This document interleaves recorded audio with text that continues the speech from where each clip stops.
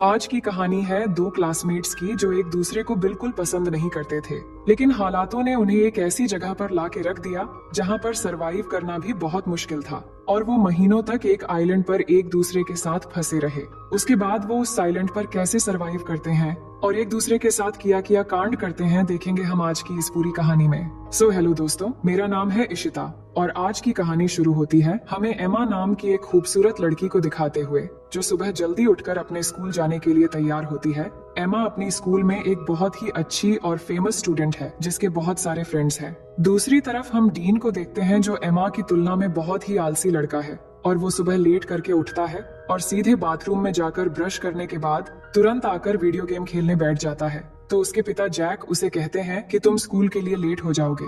वहीं हम एमा और उसकी छोटी बहन स्टेसी को देखते हैं जिनको उनकी माँ बारबरा स्कूल छोड़ने आती है। उसके बाद एमा स्कूल में पहुंचकर अपने बेस्ट फ्रेंड लिजी से मिलती है और जब वो बातें कर रहे थे तभी स्टीफन नाम का एक स्टूडेंट आकर एमा को हाई कहता है और ये देखकर लिजी एमा को चिढ़ाने लगती है। अब उसी दिन क्लास में मिस्टर क्रिश्चियनसेन जो उनके टीचर है वो बताते हैं कि बस अगली सुबह ठीक 7 बजे ट्रिनिडाड आइलैंड के ट्रिप के लिए निकलेगी और वो आगे बता ही रहे होते हैं कि एमा क्लास में लेट पहुंचती है और डीन भी पीछे से आकर एमा से टकरा जाता है और उसे सॉरी शहजादी कहता है। इसके बाद जब मिस्टर क्रिश्चियनसेन ट्रिप के बारे में और जानकारी दे रहे थे तभी लिजी एमा से कहती है कि डीन भी ट्रिप पर जा रहा है अपने पिता के पैसों की वजह से और फिर वो डीन को देखकर मुंह बनाती है। अब लंच के समय लिजी अपने दोस्तों को एमा और स्टीफन के बीच सुबह जो हुआ वो बताती है और कहती है कि ट्रिप में जाकर हमारे पास 1 हफ्ता होगा अपना जादू चलाकर एमा को स्टीफन के साथ एक्शन कराने के लिए। पर एमा कहती है कि हमें ये सब छोड़कर ट्रिप पर ध्यान देना चाहिए। अब सभी जब बातें कर रहे थे तभी एमा की नजर डीन पर पड़ती है जो चाकू से सेब काट रहा था। अब थोड़ी देर में मिस कोलियर जो एक टीचर है वो डीन के पास आकर उसे स्कूल में चाकू लेकर आने के लिए डांटती है और फिर उसे प्रिंसिपल के ऑफिस में ले जाती है। फिर लिजी अपने दोस्तों से कहती है कि एमा को डीन जैसे लड़कों के साथ नहीं रहना चाहिए जब स्कूल का एक हॉट लड़का एमा को पसंद करता है। अब अगले दिन सुबह एमा तैयार होती है ट्रिप के लिए और अपने माँ बारबरा और पिता फिल को थैंक यू कहती है उसे ट्रिप पर जाने देने के लिए। दूसरी तरफ डीन ट्रिप पर नहीं जाना चाहता तो उसके पिता जैक उसे कहते हैं कि उसके स्कूल के नियम को तोड़ने के बाद भी उन्होंने कितनी मेहनत की उसे ट्रिप पर जगह दिलाने के लिए, जिसके बाद वो जाने के लिए मान जाता है। अब आगे हम देखते हैं कि मिस्टर क्रिश्चियनसेन सबको बस में चढ़ने के लिए कहते हैं। अब बस में चढ़ते वक्त स्टीफन एमा से पूछता है कि कैसी हो एमा, जिससे लिजी एमा को फिर से चिढ़ाती है पर एमा उस पर ध्यान नहीं देती। अब कुछ समय के अंदर वो ट्रिनिडाड आइलैंड पहुंच जाते हैं और बस से उतरते समय मिस कोलियर सबसे कहती है कि सब कुछ देर पूल में एंजॉय कर सकते हैं पर डिनर से पहले सबको आ जाना है और अगले दिन से प्रोग्राम शुरू करेंगे। अब कुछ देर बाद एमा और उसके सभी दोस्त पूल में जाते हैं जहां एमा स्टीफन से मिलती है और सब एक साथ पूल में मस्ती करने लगते हैं, लेकिन डीन बिल्कुल अकेला बैल्कनी से ये सब देख रहा होता है। अब उसी शाम एमा की एक फ्रेंड लिजी और एमा को आकर बताती है कि स्टीफन ने उन्हें पार्टी पे बुलाया है जो यहाँ के एक लोकल बोट में हो रही है, लेकिन एमा ये सुन के मना कर देती है पर उसके दोस्त जिद करके उसे मना लेते हैं। उसके बाद वो पार्टी के लिए बोट पर चले आते हैं और वहां पहुंचने के बाद एमा हेलेन को पार्टी में ढूंढने लगती है पर तभी वो देखती है कि स्टीफन किसी और लड़की को किस कर रहा है और ये देख के एमा वहां से जाने लगती है और वही साइड से ये सब डीन भी देख रहा होता है। तभी वो एमा से कहता है कि तुम्हारा बॉयफ्रेंड तो मजा कर रहा है, तो वो डीन से कहती है कि तुम्हें इन सब से कोई मतलब नहीं होना चाहिए। अब अचानक वहाँ पुलिस आ जाती है क्योंकि पुलिस को पता चल गया था कि यहाँ स्टूडेंट पार्टी में ड्रग्स ले रहे हैं और सबको बोट के सामने की तरफ आने को कहते हैं। तभी अचानक पैर फिसलकर एमा पानी में गिर जाती है और उसे गिरते हुए डीन देख लेता है तो वो भी उसे बचाने के लिए पानी में कूद जाता है और फिर उसे बचाकर एक छोटी बोट में ले जाता है। अब उस बोट की रस्सी बड़े बोट से जुड़ी हुई थी तो डीन उस रस्सी को काट देता है और एमा के पूछने पर वो कहता है कि मुझे पुलिस के झंझट में नहीं पड़ना है, पुलिस के जाने के बाद हम बड़े बोट तक पहुंच जाएंगे।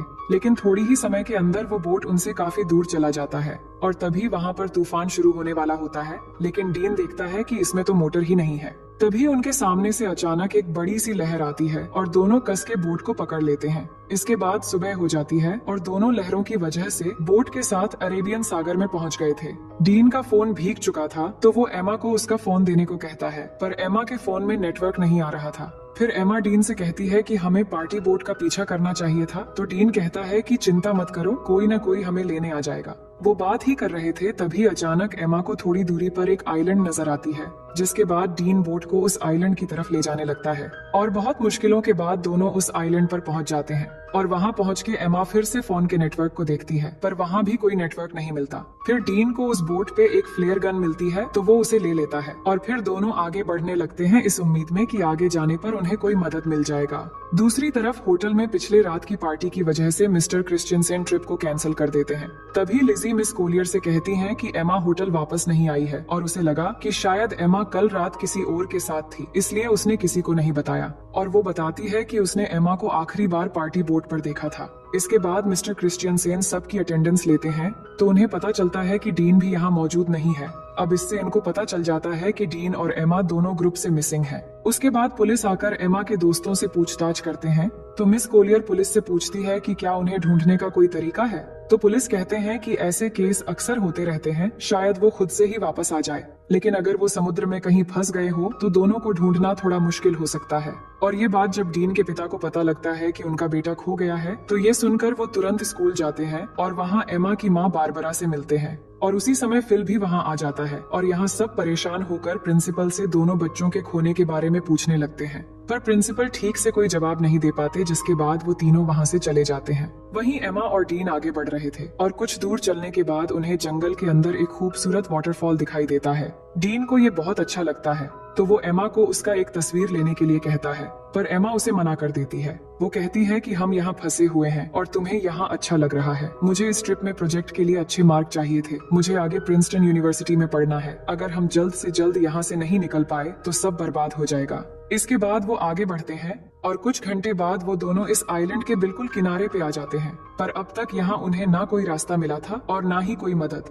ये देख के वो वापस बोट की तरफ जाने का सोचते हैं। उसके बाद वो दोनों वापस बोट की तरफ जाते हैं और जाकर देखते हैं कि किनारे में उनकी बोट नहीं है। समुद्र की लहर बोट को कहीं ले गया था और अब सिर्फ उन्हें वहाँ एक लाइफ जैकेट मिलता है। फिर आगे हम देखते हैं कि वो पूरा दिन चलते चलते थक चुके थे और सूरज भी डूब जाता है। इसके बाद डीन आग जलाता है और दोनों यहीं पर आज रात रुकने का फैसला करते हैं। डीन देखता है कि एमा को ठंड लग रही है, तो वो एमा को अपनी शर्ट उतार कर दे देता है। फिर दोनों बातें करने लगते हैं कि कल तक शायद हमारे पेरेंट्स हमें ढूंढ कर निकाल लेंगे। अब आगे हम देखते हैं कि सुबह हो जाती है और डीन जाग कर देखता है कि एमा यहाँ नहीं है, तो वो उसे ढूंढते हुए जाकर देखता है कि एमा समुद्र के किनारे पर SOS लिख रही है। तो वो पूछता है कि तुम क्या कर रही हो, तो वो कहती है जान बचाने की कोशिश कर रही हूँ और हमें पीने के लिए पानी ढूंढना होगा। उसके बाद डीन स्विमिंग करने चला जाता है और एमा उसे देखने लगती है। दूसरी तरफ होटल में मिस्टर क्रिश्चियनसेन एमा और डीन के बारे में उनके पेरेंट्स को बताते हैं कि पुलिस उन्हें ढूंढ रहे हैं और पुलिस को एक छोटी बोट मिली है जिस पर शायद वो दोनों थे। फिर जैक कहते हैं कि अगर पुलिस कुछ कर नहीं पा रही है तो हम किसी प्राइवेट रेस्क्यू टीम को काम पर लगा सकते हैं। पर मिस्टर क्रिश्चियनसेन कहते हैं कि पुलिस अपना काम अच्छे से कर रही है और वो जल्द से जल्द बच्चों को ढूंढ निकाल लेंगे। वहीं हम देखते हैं कि एमा पीने के लिए पानी ले रही है, तभी उसे अजीब सा कुछ महसूस होने लगता है। उसे लग रहा होता है कि उसके आसपास कोई है और उसे देख रहा है, तो वो घबराकर वहाँ से चली आती है। इसके बाद दोनों मिलकर धूप से बचने के लिए पत्तों से एक छोटी सी झोपड़ी तैयार करते हैं और थोड़ी देर बाद एमा समुद्र के किनारे बड़ा करके SOS लिखती है ताकि रेस्क्यू टीम अगर यहाँ से गुजरे तो वो उन्हें मिल जाए। फिर दोनों को जो भी इस आइलैंड पे खाने लायक मिलता है वो ढूंढ के खाने लगते हैं और डीन को केले का एक पेड़ मिलता है, तो वो तोड़ के दोनों पेट भर के खाते हैं। अब इस आइलैंड में गर्मी बहुत होती है और एमा फुल पैंट नहीं पहन सकती और वो पैंटी पहनकर भी नहीं रह सकती, तो वो अपनी फुल पैंट को काट के शॉर्ट कर लेती है। इसके बाद एमा देखती है कि डीन उस झोपड़ी में आकर सो रहा है, तो वो भी उसके पास आकर सो जाती है। तभी अचानक डीन एमा की तरफ मुड़ता है और उस पर हाथ रख देता है, पर एमा को ये अच्छा लगता है और वो कुछ नहीं कहती। फिर अगले दिन जब एमा वाटरफॉल में नहा रही होती है, तब डीन आकर उससे सनस्क्रीन मांगता है, तो एमा डीन को कहती है कि मैं यहाँ नहा रही हूँ, तुम दूसरी तरफ जाओ। तो डीन कहता है कि तुम ही ने तो मुझे यहाँ पहरेदारी करने के लिए कहा है। ये सुन के एमा कहती है कि इस आइलैंड में कोई और भी है, इसलिए मैंने कहा था। उधर होटल में बारबरा एमा को लेकर बहुत परेशान थी और न्यूज में ये बताया जा रहा था कि एमा और डीन के गायब होने की केस अब ऑफिशियल हो गई है और अब पुलिस को लगता है कि वो दोनों मर चुके हैं और अब वो उनकी लाश ढूंढ रहे हैं। और फिल तैयार हो रहा था घर जाने के लिए क्योंकि एमा की छोटी बहन स्टेसी घर में अकेली है। पर बारबरा अभी भी घबराई हुई है तो फिल बारबरा से कहता है कि एमा मिल जाएगी और ये कह के वो उसे गले लगा लेता है। जिसके बाद अगले दिन जैक बारबरा के साथ हेलीकॉप्टर लेकर एमा और डीन को ढूंढने निकल पड़ता है और वही आइलैंड में थोड़ी देर के बाद रात होने वाली है और एमा डीन को बता रही होती है कि वो अपने परिवार को बहुत याद कर रही है। तभी डीन को वहाँ पर किसी इंसान की खोपड़ी मिलती है तो एमा उसे देखकर बहुत डर जाती है और कहती है कि ये भी हमारी तरह शायद यहाँ फंस गया होगा और इसकी ये हालत हो गई और अब हमारी हालत भी शायद इसी के जैसा हो जाएगा। पर डीन उसे कहता है कि ये शायद कोई मछुआरा या फिर कोई स्मगलर होगा जो यहाँ आकर मर गया था, लेकिन हमारे पीछे हमारे पेरेंट्स हैं और हम यहाँ अकेले नहीं हैं। और उसे विश्वास दिलाता है कि अगर हम एक दूसरे के साथ ऐसे ही देते रहेंगे तो हम यहाँ कभी नहीं मरेंगे और एक दिन हम जरूर घर वापस जाएंगे। और ये कहने के बाद वो एमा को किस करने लगता है। एमा पहली बार किसी को किस कर रही थी और उसे अच्छा भी लग रहा था और अब रात भी हो गई थी। फिर क्या होना था, डीन सारी हदें तोड़ देता है और आइलैंड में एक तूफान आता है और इस तूफान को एमा पहली बार एंजॉय करके बहुत खुश थी। फिर सुबह होने के बाद एमा जागकर देखती है कि डीन यहाँ नहीं है तो वो डीन को पुकारने लगती है पर वो उसे नहीं मिल रहा था तो एमा बहुत घबरा जाती है और उसे ढूंढने के लिए जंगल में चली जाती है। और थोड़ी दूर आगे जाकर वो देखती है कि डीन एक गड्ढा खोद रहा है तो एमा को समझ नहीं आ रहा था कि डीन ये क्यों कर रहा है। तभी अचानक एमा गिर जाती है और उसे घुटने पर चोट लग जाती है, जिसके बाद डीन तुरंत उसकी चोट को ठीक करने लगता है और उसे कहता है कि तुम्हें कुछ नहीं होगा। फिर वो दोनों वाटरफॉल में नहाने लगते हैं और यहाँ डीन एमा को बताता है कि उसकी माँ एक कार एक्सीडेंट में मर गई थी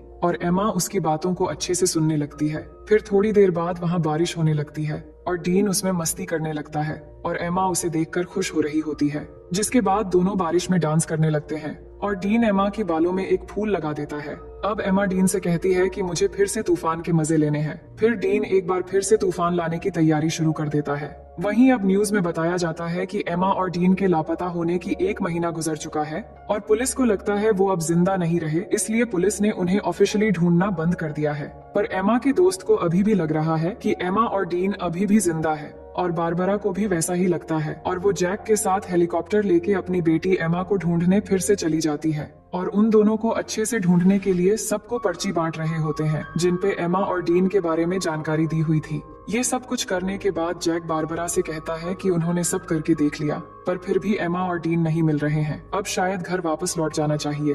ये सुनकर बारबरा उदास हो जाती है और घर चली जाती है। दूसरी तरफ डीन एमा को हरी रोशनी के बारे में बता रहा होता है जिसके बारे में उसकी माँ ने उसे बताया था और वो बताता है कि वो रोशनी सूरज के डूबते समय दिखती है पर डीन ने उस रोशनी को आज तक कभी नहीं देखा है। अब यहाँ उन्हें कुछ और हफ्ते बीत जाते हैं और दोनों आइलैंड के खूबसूरत एनवायरनमेंट के मजे लेने लगते हैं। वो समुद्र में नहाते हैं और बहुत मजे करते हैं और ऐसे ही वो एक दूसरे के बहुत करीब आ जाते हैं और जब भी उनका मन करता है तो वो तूफान और भूकंप के मजे लेते रहते थे। अब ये सब कुछ होने के बाद एमा डीन से पूछती है कि तुमने पहली बार कैसे किया था और वो कौन थी। तो डीन बताता है कि जब मैं स्कूल में था तब मेरा एक दोस्त थी जो मुझसे उम्र में बड़ी थी। अब डीन जानता था कि एमा की ये सब कुछ पहली बार थी तो वो पूछता है तुम्हें कैसा लगा, तो वो बताती है कि अच्छा था लेकिन तूफान की वजह से गलत जगहों पर रेत चली गई। इसके बाद एमा कहती है कि मुझे और एक्सपीरियंस करनी है तो डीन कहता है कि ठीक है। अब आगे हम देखते हैं कि दोनों जंगल में जाते हैं कुछ फल लाने के लिए और डीन थोड़ी आगे जाकर फल तोड़ने लगता है। तभी अचानक उन्हें एक प्लेन की आवाज सुनाई देती है तो दोनों खुली जगह की तरफ भागने लगते हैं और डीन जल्दी से आकर उस प्लेन को सिग्नल देने के लिए एमा की बैग में फ्लेयर गन ढूंढने लगता है पर उसे वो नहीं मिलती। लेकिन तब तक वो प्लेन उनसे बहुत दूर चली जाती है। फिर एमा फिर से उस फ्लेयर गन को ढूंढने लगती है पर उसे भी नहीं मिलती तो एमा को लगता है कि उस आइलैंड पर कोई और भी है जो उनके चीजें चुरा रहा है। फिर आगे हम देखते हैं कि कुछ दिन और बीत गए हैं पर उनके ऊपर से अब तक सिर्फ एक ही प्लेन गुजरा है और कोई भी उन्हें बचाने नहीं आया है। दोनों झोपड़ी में बैठ के बात करने लगते हैं कि उन्हें अब घर वापस जाने की उम्मीद छोड़ देनी चाहिए और यहाँ जंगल में पूरी तरह एक दूसरे के साथ बिताने का फैसला कर लेना चाहिए।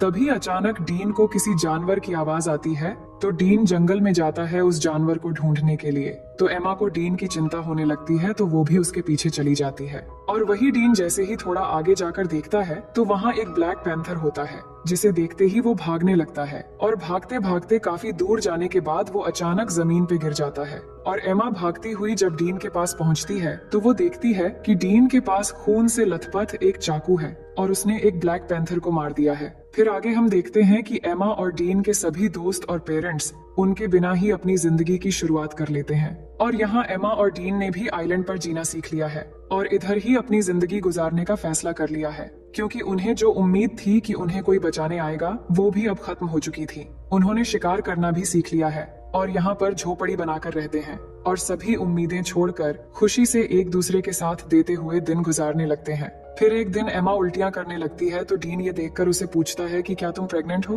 तो एमा कहती है कि नहीं, उल्टियां बस ऐसे ही हो गई हैं। इसके बाद एमा अच्छा महसूस करने के लिए डीन के साथ लेट जाती है, पर जब वो दोनों बात कर रहे होते हैं तभी एमा की खोई हुई चीजें ऊपर से गिरने लगती है और जब वो दोनों ऊपर देखते हैं तो वहाँ पेड़ पर एक बंदर होता है जो उनके सामान फेंक रहा होता है और वो देखते हैं कि बंदर के हाथ में वो फ्लेयर गन भी है जो डीन को उस दिन नहीं मिला था। तो उस बंदर को एमा एक केला दिखाती है तो वो गन नीचे फेंक देता है, जिसके बाद उन्हें ऊपर से एक हेलीकॉप्टर की आवाज आती है तो वो भागते हुए खुली जगह पर आते हैं और एमा गन लोड करके फायर करती है तो वो हेलीकॉप्टर वाले उन्हें देख लेते हैं, जिसके बाद वहाँ से उन्हें रेस्क्यू कर लिया जाता है। और अब फाइनली दोनों 3 महीने के बाद वापस आ जाते हैं और एयरपोर्ट पे एमा और डीन के दोस्त और पेरेंट्स उनसे मिलकर बहुत खुश हो जाते हैं, जिसके बाद दोनों के पेरेंट्स उन्हें अपने अपने घर लेकर चले जाते हैं। अब घर आने के बाद डीन उसी रात को एमा से मिलने जाता है और वो बात करते हैं कि घर वापस आकर कितना अजीब लग रहा है। और यहाँ डीन एमा को किस करने वाला होता है, पर एमा नहीं करती और कहती है कि हर 10 मिनट में उसके पेरेंट्स उससे मिलने आ रहे हैं, अब शायद तुम्हें यहाँ से चले जाना चाहिए।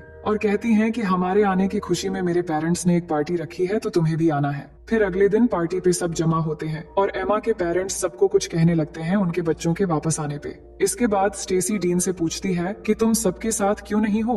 तो डीन कहता है कि मुझे सबसे घुलना मिलना अच्छा नहीं लगता। इसके बाद डीन एमा को उसके साथ आने के लिए इशारा करता है पर एमा नहीं आती और उसे अनदेखा कर देती है और ये देखकर डीन पार्टी से चला जाता है। इसके बाद सभी चीजें पहले की तरह हो जाती हैं और एमा आइलैंड से वापस आने पर वो बहुत फेमस हो जाती है, पर डीन अभी भी अकेला ही रहता है और जब भी एमा और डीन एक दूसरे के पास से गुजरते हैं तो वो बस एक दूसरे की तरफ ही देखते हैं। फिर कुछ दिन बाद एमा डीन को कॉल करती है पर डीन कॉल नहीं उठाता। उसके बाद हम देखते हैं कि एमा के रूम में स्टेसी जाती है और उसे कहती है कि तुम्हारे लापता हो जाने के बाद हमने तुम्हें बहुत मिस किया और मॉम डैड भी बहुत परेशान थे। हमने तो सोच लिया था कि शायद हमने तुम्हें बिल्कुल खो दिया है, लेकिन आज हम सब अच्छे से एक साथ हैं और बहुत खुश है। फिर एमा स्टेसी से कहती है कि तुम मेरी बहुत अच्छी बहन हो और फिर वो दोनों एक साथ प्रॉम पार्टी में जाने का डिसाइड करते हैं। दूसरी ओर हम डीन को देखते हैं जो अपनी माँ के कब्र पर जाता है और अपनी माँ को मिस करते हुए बहुत रोता है। अब प्रॉम पार्टी की रात डीन टीवी देख रहा होता है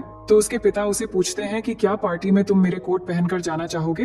दूसरी तरफ एमा पार्टी में अपनी बहन के साथ पहुंच गई थी, जिसके बाद लिजी उसके पास आती है और एमा को एक सरप्राइज देने के लिए आगे ले जाने लगती है और तभी एमा देखती है कि बाहर बारिश में डीन कोट पहन के खड़ा है और एमा का इंतजार कर रहा है। ये देखकर एमा आइलैंड की वो सब कुछ याद करने लगती है। इसके बाद पार्टी से बाहर आकर एमा डीन के पास जाती है और यहाँ दोनों बहुत खुश होते हैं और किस करने लगते हैं और इसी सीन के साथ ये कहानी यहीं पर खत्म हो जाती है।